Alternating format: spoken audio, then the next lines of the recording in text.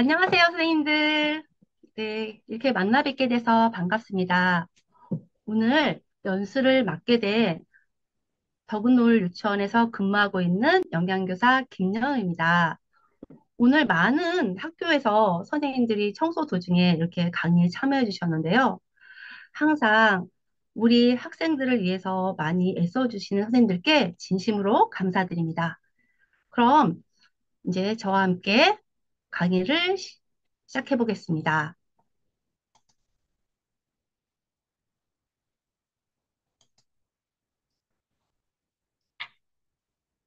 오늘 연수 주제는 학교 급식 종사자가 알아야 하는 톡톡 급식위생입니다.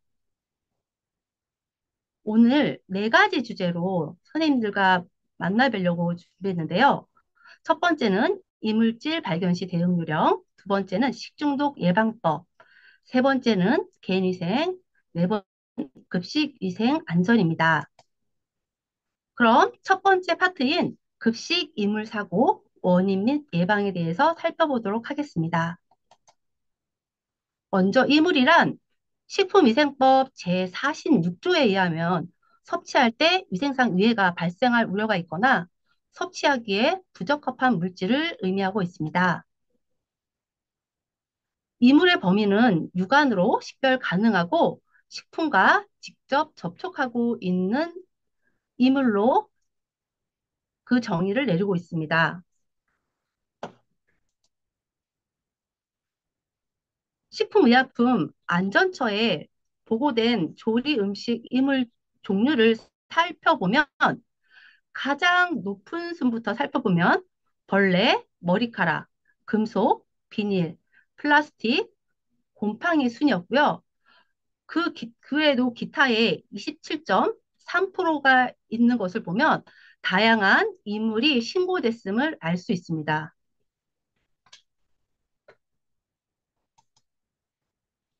그럼 학교 급식 이물 발견 시 대응 방안에 대해서 설명드리겠습니다. 먼저 검수 및 조리 과정 중 이물 발견 시 발견 즉시 해당 식재료는 반품 교환해야 합니다. 양이 적고 건강을 해칠 위해가 적은 이물로서 조리 공정상 관리나 세척 등이 가능한 경우에는 일부만 교환 가능하십니다. 이물 검출 즉시 관련 식품을 배식 중단하셔야 됩니다.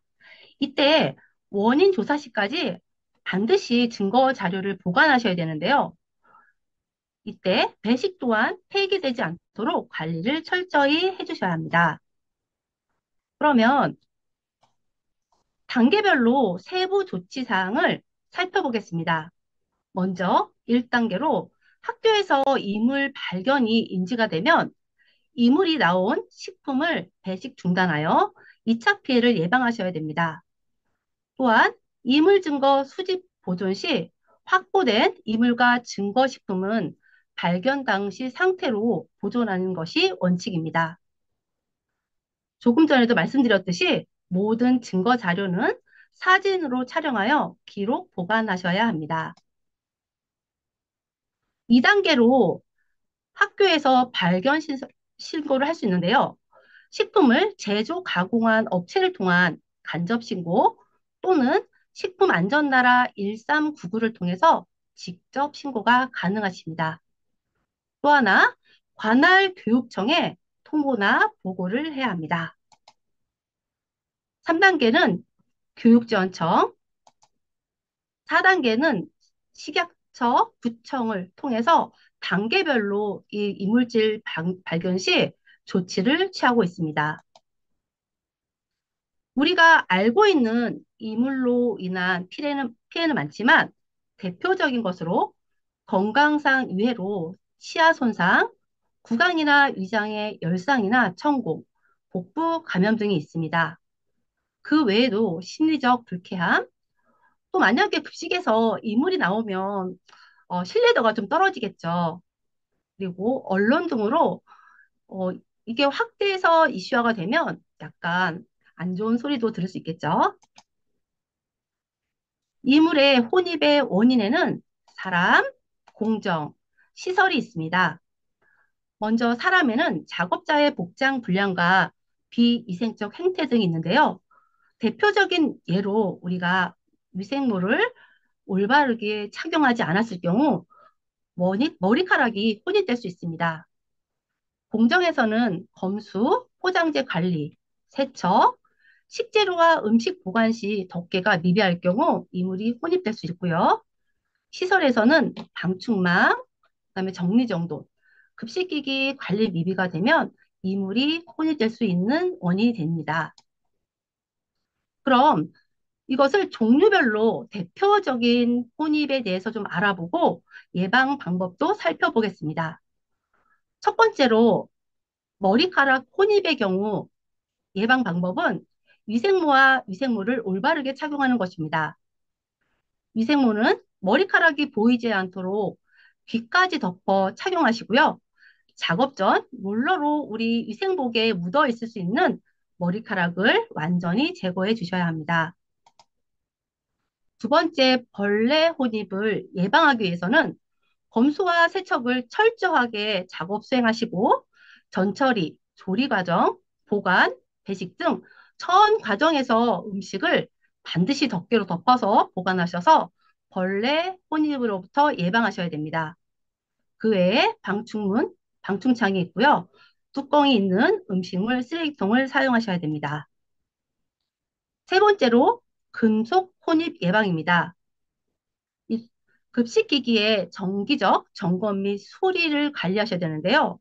그림처럼 조리도구 연결 나사 부위 결합일 상태를 항시 확인하시고 건진망처럼 우리가 금속망 같은 걸 사용하실 때 훼손 여부를 확인하시고 수리하거나 교체하셔야 됩니다. 가장 중요한 것은 우리가 금속 이물이 혼이 될 수 있는 물건을 급식실에서 사용하는 것을 금지해야 됩니다. 대표적인 것이 철수세미인데요. 철수세미는 급식실에서 사용을 금지하고 있습니다. 네 번째로 플라스틱 및 포장 재질 혼입 예방입니다.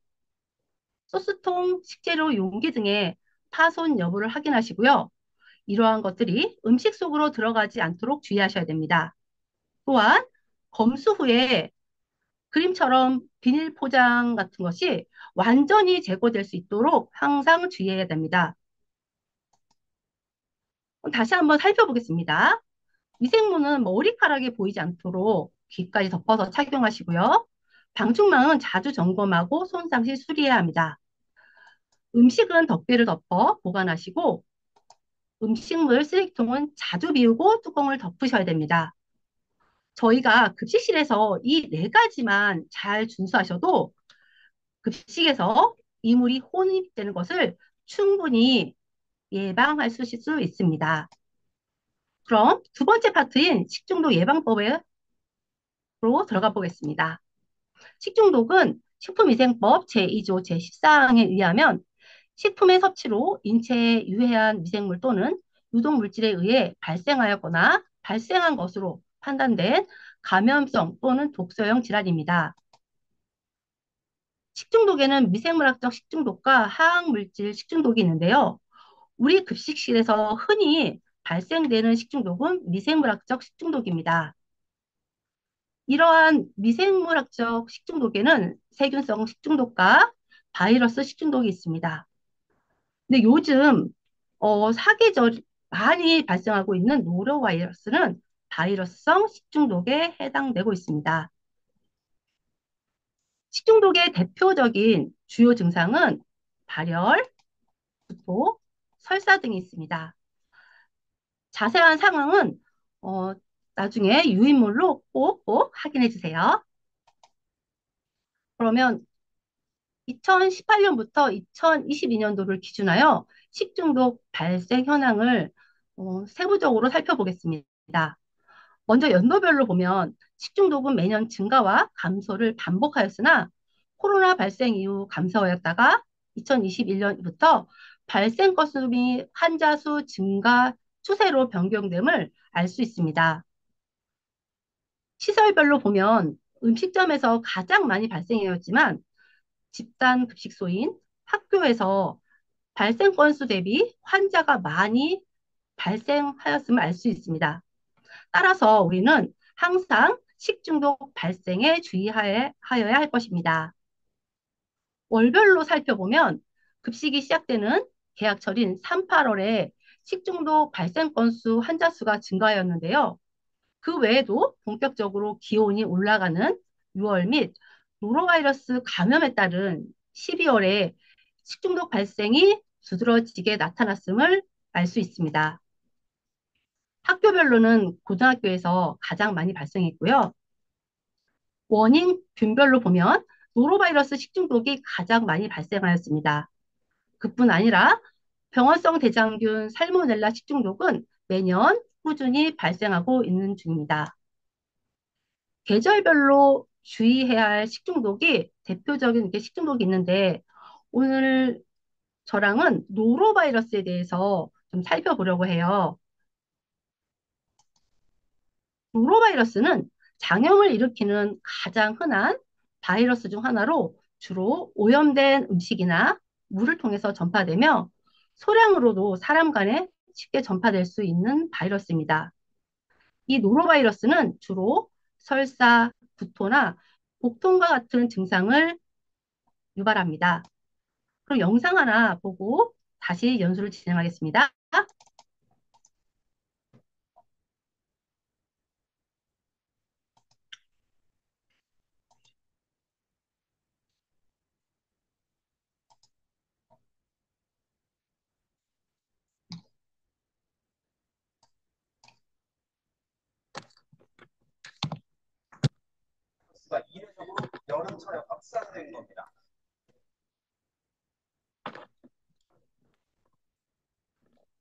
지역 초중고교에서 식중독 의심 신고가 처음 접수된 지난 2일 학교 급식을 먹은 학생과 교직원들이 구토와 설사 등 증상을 호소하며 병원을 찾았습니다.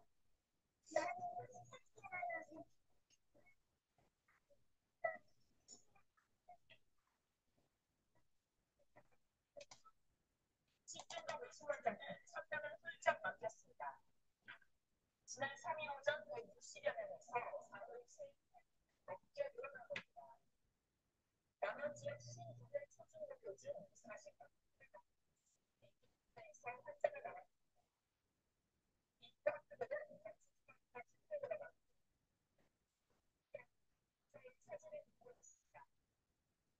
방역당국은 다수의 환자에게서 노로바이러스를 검출하면서 급식에 납품된 김치에서도 같은 바이러스를 확인했습니다.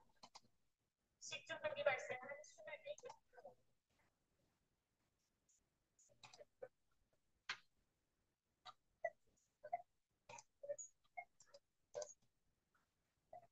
네, 알고 있습니다. 남원 지역에 있는 업체인 것 같습니다. 김치였던 것 같은데 조금 괜찮았어요. 방역당국은 해당 업체 모든 제품에 대해 제조와 유통, 판매를 중단시켰습니다. 시중에 풀린 제품에 대해선 긴급 패스를 나섰습니다. 채널A 뉴스 박대입니다. 선생님들 이 기사 많이 보셨죠? 이 기사 내용이 최근 남원 지역의 24개 초중고등학교에서 집단 식중독이 발생한 사건인데요. 잠시만요, 죄송합니다. 약 1000여 명의 학생들이 구토, 설사, 복통 등의 증상을 호소하였고 급식으로 제공된 김치에서 노로바이러스가 검출된 사건입니다. 또한 강원도 보건환경연구원은 올해 상반기 도내 학교와 어린이집에서 집단 식중독 13건이 발생하였다고 밝혔는데요. 그 원인 병원체가 노로바이러스가 가장 많았다고 합니다. 이처럼 노로바이러스는 전염성이 되게 강합니다. 따라서 소사물을 청소할 때도 항상 마스크, 비닐장갑, 앞치마를 꼭 착용해야 되고요. 청소를 마친 후에는 반드시 세정제로 손을 깨끗이 씻고 구토물이 묻은 옷은 단독으로 반드시 고온 세탁하셔야 됩니다. 자세한 소사물 처리 방법은 추후 유의물을 확인해 주세요. 노로바이러스 발생 시 5000 ppm의 소독액을 제조해야 합니다. 이때 주의사항은 농도가 매우 높기 때문에 소독액은 환기가 잘 되는 곳에서 고무장갑을 착용 후 제조하셔야 합니다. 그러면 좀 더 쉽게 알아보기 위해서 네, 퀴즈를 통해서 식중독을 알아보겠습니다. 노로바이러스 식중독은 다른 식중독에 비해 발생 가능성이 높다. 어떨까요? 맞겠죠? 노로바이러스는 단 10개 정도만으로도 쉽게 전염을 일으키는 식중독균입니다. 따라서 철저한 개인위생 수칙을 준수해서 예방을 해야 합니다. 그러면 두 번째로 노로바이러스에 걸린 종사자가 조리하는 것은 가능할까요? 안 되겠죠? 노로바이러스에 걸린 조리 종사자가 조리를 하면 노로바이러스가 전파될 수 있습니다. 따라서 증상이 있을 경우 즉시 조리하지 않도록 하여야 합니다. 이때 주의할 것은 증세가 멈춘 후 최소 2일까지도 작업에 참여해서는 안 됩니다. 그럼 세 번째, 상한 음식을 조심하면 노로바이러스 식중독에 걸리지 않을까요? 아니겠죠. 오염된 음식 섭취뿐만 아니라 사람 간 접촉을 통해서도 전파가 됩니다. 따라서 증상이 있다면 가급적 사람 간 접촉을 피해야 합니다. 네 번째, 예방접종을 통해서 노로바이러스를 예방할 수 있을까요? 없습니다. 아직 예방접종에 대해 알려진 것이 없기 때문에 우리는 항상 세척 소독을 철저히 해서 식중독을 예방해야 합니다. 이거 외에도 우리는 항상 노로바이러스를 예방하기 위한 수칙이 있습니다. 그러면 차례대로 한번 살펴보겠습니다. 첫 번째는 손은 비누를 사용하여 30초 이상 손을 씻어야 됩니다. 물은 끓여 마시고 채소와 과일은 깨끗한 물로 세척 소독해야 합니다. 어패류는 생식을 삼가고 중심온도 85도씨 1분 이상 가열하셔야 합니다. 조리기구는 끓이거나 소독하시고 급식실 주변 환경은 항상 청결히 유지하셔야 합니다. 그러면 이제 세 번째 파트인 개인위생으로 넘어가 보겠습니다. 식중독 예방을 위해서 우리는 철저한 개인위생 관리가 반드시 필요합니다. 이에 정기적인 건강 진단을 실시하고 아침 조회 시 건강 상태를 확인하고 조리 시작 전 개인위생 관리를 준수해야 되고 올바른 손 씻기는 생활해야 합니다.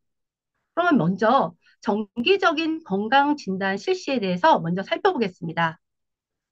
식품 취급 및 조리 작업자는 반드시 건강 진단사를 검진 실시하셔야 됩니다. 만약 건강 검진을 받지 않았거나 검사 결과가 정상이 아닌 경우에는 조리 업무에서 배제하셔야 합니다. 건강진단 결과서는 2024년 1월 8일부터 변경되었습니다. 지금 그림과 같이 건강진단 결과서에 진단 항목, 진단 일자, 판정 일자, 진단 결과 외 유효기간이 함께 표기되어 있음을 알 수 있습니다.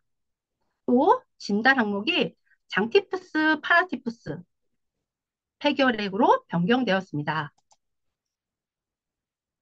이제 건강진단 시기를 사전 정보를 받고 싶다면 국민비서 국비로 신청하셔서 사전 알림 서비스를 제공받으실 수 있습니다. 이렇게 국비를 신청하시면 보건소에서 건강진단을 받은 경우 유효기간 만료일 15일 전에 알림 제공을 받을 수 있습니다. 우리 선생님들도 이렇게 사전 알림 서비스를 신청하셔서 꼭 서비스를 제공받으셨으면 좋겠습니다. 아침 조회 시 건강 상태 확인에 대해서 살펴보겠습니다. 자료에 조리 업무에 참여할 수 없는 증상과 질병이 있는데요. 이렇게 이상이 있을 경우에는 조리장 출입이 불가합니다. 또 반드시 당일 작업 시작 전에 소화기 질환 및 손 상처 등의 개인 위생과 관련된 건강 상태를 인지하고 이상이 있는 경우는 보고하셔야 됩니다. 화상약, 창상약, 소독약, 일회용 밴드, 고무, 골무 등의 의약품을 구비하셔야 되는데요. 이때 반드시 유통기한을 확인하시고 조리실 내에 비치하셔야 됩니다. 그리고 일일 위생 안전 청소 점검표의 개인 위생 관리에 검사 결과를 기록하셔야 됩니다. 올바른 위생복 착용을 위해서 우리는 밝은 색으로 긴팔 착용을 하셔야 되는데요. 이때 외부 출퇴근 복장과 반드시 구분하셔야 됩니다. 또한 우리가 위생복을 위생적으로 관리해야 되기 때문에 더러움을 쉽게 확인할 수 있는 밝은색 계통으로 입어서 청결하게 관리하셔야 됩니다. 위생모의 경우 긴 머리는 묶고 머리카락과 귀가 보이지 않도록 착용하셔야 됩니다. 마스크의 경우는 코까지 덮어서 착용하시되 조리실 입장부터 업무가 끝날 때까지 반드시 착용하셔야 합니다. 가끔 일부 이제 학교에서 투명위생 플라스틱 입 가리개를 사용하는 곳이 있는데요. 식품의약품 안전처 식품안전나라에 가면 이런 비슷한 질문이 올라온 게 있어요. 그럼 우리가 투명 위생 플라스틱 입가리개로 사용이 가능할까? 이 질문의 답변은 무엇일까요? 우리가 아직 코로나가 종식되어 있지 않기 때문에 식품위생법과 별개로 감염병 예방법 제49조에 의해서 투명위생 플라스틱 입가리개는 마스크 착용으로 인정하지 않고 있습니다. 따라서 사용이 불가능합니다. 전초리용, 조리용, 대식용, 청소용 등으로 고무장갑과 앞치마를 구분하여 착용하여야 합니다. 이때 위생복장은 학교별로 기준을 정하여 사용이 가능한데요. 반드시 준수해야 할 것은 작업 변경 시마다 교체하고 세척, 소독하셔야 합니다. 위생화의 경우 방수 성능, 미끄럼 방지 소재로 발목까지 덮는 위생화를 착용하셔야 됩니다. 주의사항은 조리실 외부 또는 화장실 출입 시에 반드시 외부용 신발로 갈아 신고 입장하셔야 됩니다. 손에 상처가 난 경우에는 먼저 치료를 하시고 밴드로 감고 고무골무를 착용하신 후 고무장갑을 착용하셔야 합니다.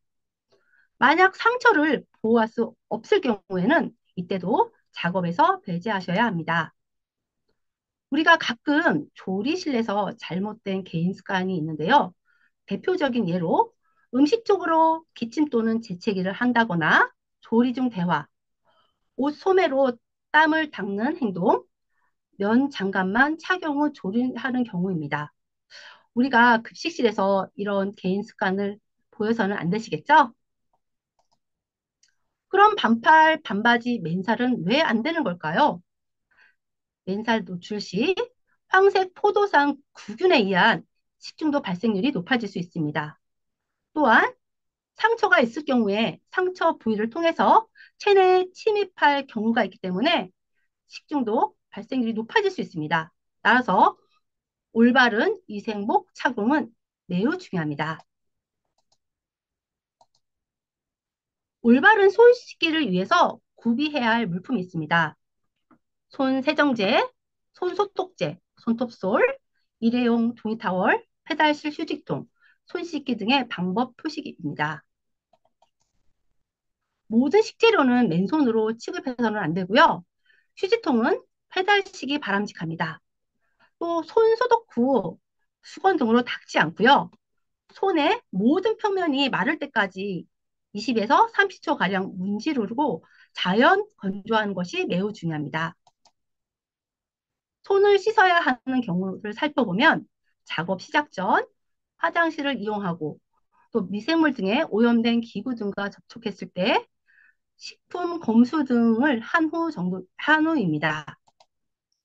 그 외에도 다양한 상황에서 손을 씻어야 되는데요. 가장 중요한 것은 손 세척은 수시로, 자주, 빈번하게 실시하는 것이 좋습니다. 이것은 올바른 손 씻기 방법인데요. 이 자료도 나중에 유인물로 확인해 주시면 감사하겠습니다. 그러면 네 번째 파트인 급식위생 안전에 대해서 같이 선생님들과 살펴보겠습니다. 먼저 검수입니다. 검수란 납품된 식재료의 원산지, 포장 상태, 식품 온도, 소비 기한, 품질 상태, 규격 등을 확인하여 구매 요구서와 일치하는지 비교함으로써 수령 또는 반품을 결정하는 과정입니다. 이런 검수 준비 상황에 2명 이상 복수 대면 검수를 해야 되기 때문에 검수 인원과 개인위생, 그다음에 바닥에서 60cm 이상 높이의 검수대, 546수 이상의 조도, 그다음에 저울, 가위, 소독액, 온도계 같은 준비물이 필요합니다. 검수 절차는 식재료 운송 차량을 확인한 후에 납품된 식재료를 확인합니다. 검수 기록지를 작성 후에 외 포장지 제거 후 검수실로 이제 식재료를 반입합니다. 근데 만약에 이때 납품된 식재료 확인 시에 부적합 판정을 받으시면 즉시 반품 처리를 하셔야 합니다. 먼저 식재료 운송 차량을 확인해야 되는데요. 배송 차량 온도 기록지를 통해서 차량 내부 온도 유지를 확인합니다. 또 월 1회 이상 운송 차량 내부의 청결 상태를 확인하셔야 합니다. 납품된 식재료 확인을 식재료 검수 순서로 정해야 되는데요. 부패 가능성이 높은 식품부터 검수를 처리해야 됩니다. 그림처럼 냉장식품, 냉동식품, 신선채소, 과일, 상온, 저장 식품 순으로 검수를 처리하셔야 되고요. 오염도가 낮은 깨끗한 식품부터 오염이 높은 식품 순으로 검수를 처리하셔야 합니다. 식재료 품질 상태 및 온도를 확인하셔야 되는데요. 이때 반드시 중요한 것은 검수대 위에서 이 모든 것을 실시하셔야 합니다. 그런 후 검수 기록지를 작성하시면 되시고요. 이게 중요한 사항인데요. 외포장 제거 후 반입을 해야 되는데요. 왜냐하면 오염 우려가 높은 외포장지나 뭐 박스 이런 곳에서 이물이 혼입될 수 있기 때문에 반드시 검수실에서 제거한 후에 전처리실이나 조리실로 반입하셔야 됩니다. 또한 외포장 제거에 사용한 도구는 내포장 제거에 반드시 사용하지 않으셔야 합니다. 냉장, 냉동고 보관 관리를 살펴보겠습니다. 보관 용량은 차원 공기의 원활한 순환을 위해서 70% 이하를 유지하시고요. 내부 온도는 주기적으로 확인하셔야 됩니다. 또한 교차 오염 방지를 위해서 익힌 음식은 상단, 날 음식은 하단에 보관하셔야 합니다. 조리한 음식은 반드시 충분히 식힌 후에 뚜껑을 덮어서 냉장, 냉동 보관하셔야 합니다. 냉장, 냉동고에 별도의 외부 온도계를 설치해서 적정 온도가 유지되어 있는지 확인하셔야 됩니다. 냉장고에 설정되어 있는 그 온도계는 우리가 설정하는 온도이기 때문에 반드시 외부 온도계로 확인하셔야 됩니다. 또한 주 1회 이상 내부와 외부 청소와 주기적인 성해를 제거하셔야 합니다. 소분된 식품 보관 시 식품 보관 표시 사항 관리표를 부착하시고요. 현재 좀 약간 급식실에서 가장 안 이루어지고 있는 것이 달걀입니다. 검수 시 달걀 받은 것을 그대로 냉장고에 보관하시면 다른 식재료를 오염시킬 수가 있습니다. 따라서 달걀은 반드시 전용 용기로 옮겨 담아서 뚜껑을 덮어서 보관하셔야 합니다. 식품 보관실 관리도 중요하시겠죠? 온도, 습도뿐 아니라 선반은 바닥과 벽으로부터 반드시 15cm 이상 띄우시고 수시로 환기시켜 주시고 식품류와 비식품류를 구분 보관하셔야 합니다. 각종 세제와 살균 소독제는 물질안전 보건 자료와 함께 별도의 장소에 반드시 구분 보관하셔야 합니다. 식재료 보관 온도 적정 범위가 있습니다. 이 적정 온도 보관뿐만 아니라 청결 관리를 철저히 하셔야 되는데요. 이때 보관 중인 식재료 간에 오염이 일어나지 않도록 덮개를 덮거나 포장하여 보관하셔야 됩니다. 또한 소비 기한을 확인 후 소비 기한이 잘 보이도록 진열하시고 먼저 입고된 식재료부터 사용하셔야 합니다. 그럼 전처리로 들어가 보겠습니다. 전처리는 전처리 전용 구역에서 전처리용 기구 및 복장을 갖춘 후 식재료를 세척하고 절단한 후 바로 조리에 사용할 수 있도록 하는 것입니다. 따라서 외포장 제거와 다듬기 작업은 일반 작업 구역에서 실시해야 합니다. 전처리용 작업대와 싱크대는 식재료별로 구분 사용이 원칙인데요. 만약 구분 사용이 어려울 경우에는 식재료별로 작업해야 합니다. 이때도 작업 순서가 있습니다. 먼저 채소류, 육류, 어패류, 가금류 순으로 작업을 하되 반드시 작업 후에는 작업대 및 싱크대를 세척, 소독 실시하셔야 합니다. 칼, 도마도 용도별로 구분 사용해야 되겠죠? 하지만 색깔은 학교 상황에 맞게 조정 가능하십니다. 선생님들, 그러면 우리가 올바른 해동 방법이 왜 필요할까요? 냉동식품을 실온에서 해동할 경우 속 부분은 언 상태가 되고 겉 부분은 녹은 상태가 되기 때문에 온도가 상승한 부위에서 세균 증식이 빠르게 진행되어 식중독이 유발될 수 있습니다. 따라서 찬 음식은 차게, 따뜻한 음식은 따뜻하게 보관하시고 가열 조리 시 온도와 시간을 반드시 준수하셔야 합니다. 올바른 해동 방법입니다.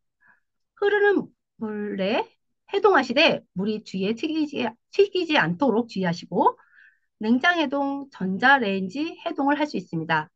네, 최근에 바뀐 사항인데요. 오븐 해동 방법이 원칙적으로는 불가하나 최근에 오븐에 성능상 해동 기능이 있는 것이 있습니다. 우리 학교나 유치원에 오븐에 해동 기능이 있다면 사용하셔도 되십니다. 하지만 끓는 물로 해동하는 것은 반드시 금지하셔야 합니다. 그럼 가열조리로 넘어가겠습니다. 식품 중에 있는 세균을 감소시키는 가장 효과적인 방법은 가열조리입니다. 먼저 가열조리 공정에서 살펴보시면 가열조리 공정은 가열조리 후 별도의 과정을 거치지 않고 바로 배식하는 조리 공정으로 관리 기준은 가열하는 온도와 시간을 반드시 준수해 주셔야 된다는 것입니다. 따라서 중심 온도 75도씨, 폐류는 85도씨 이상에서 1분 이상 유지되는 것을 확인하셔야 됩니다. 온도 측정은 가장 두꺼운 부위를 온도 측정하되 1회 조리 분량마다 3회 이상 측정하셔야 합니다. 식품 내부 중심 온도를 다시 자세히 살펴보시면 육류, 생선류, 가금류, 달걀류는 75도씨 1분 이상, 폐류는 85도씨 1분 이상 되는지 식품 내부 중심 온도를 꼭 확인하시어 바이러스 식중독으로부터 예방하셔야 합니다. 또한 온도 측정 후 75도씨 이상이 나오면 가열을 종료해도 되지만 만약 75도씨 미만이면 식품 중심 온도 관리 기준에 미달하기 때문에 계속 가열하셔야 됩니다. 그런 후 재측정 후 75도씨 이상이 나오면 가열 종료를 하셔도 됩니다. 페루의 경우는 85도씨 이상이겠죠?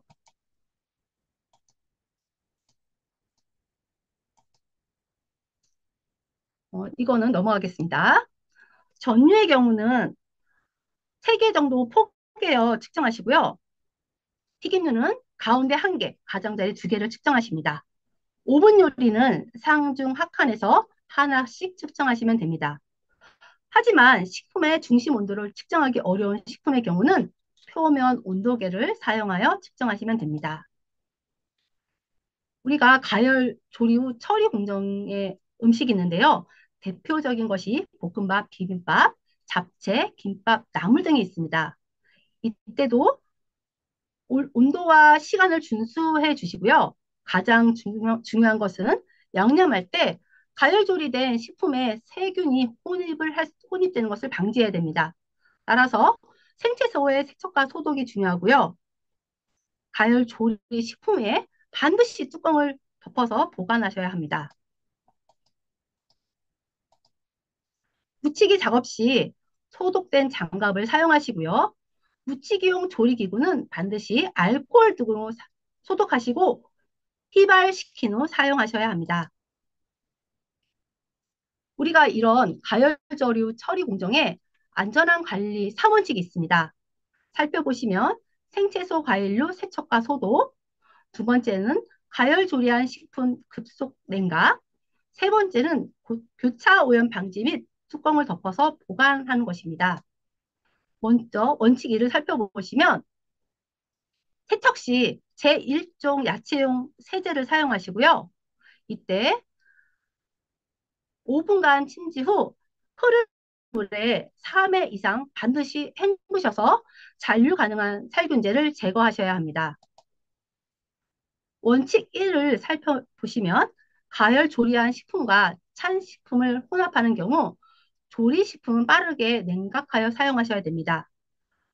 음식을 상온에 오래 방치하시면 위험 온도에 노출될 수 있기 때문입니다. 원칙 3은 조리용으로 구분한 칼, 도마, 식기 등을 사용하셔야 됩니다. 또한 이물, 세균 등의 오염으로부터 음식물을 보호하기 위해서 조리식품을 반드시 뚜껑을 덮어서 보관하셔야 됩니다. 저희가 검식과 보존식을 왜 하는 걸까요? 이것은 식중독 사고 예방과 정확한 원인 규명을 위해서입니다. 보존식은 급식, 간식을 모두 포함해서 제공된 모든 음식은 보관하셔야 됩니다. 이때 급식 메뉴 소진으로 제공되는 대체 음식과 식품 알레르기 메뉴 대체 음식도 포함됩니다.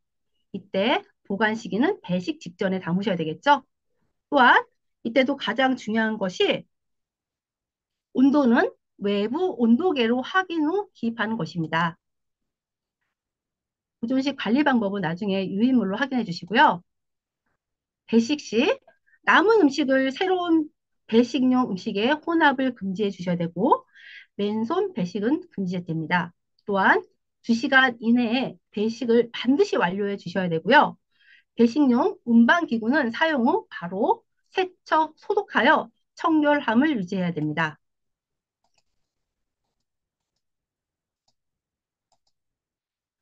마지막으로 폐 음식 등으로 이제 오수와 악취가 발생할 수 있고 위생 해충을 유인할 수 있기 때문에 폐기물은 신속히 배출하셔야 됩니다. 또한 쓰레기통은 음식물용과 일반용으로 분리 사용하시고 뚜껑이 있는 페달식으로 사용하셔야 됩니다.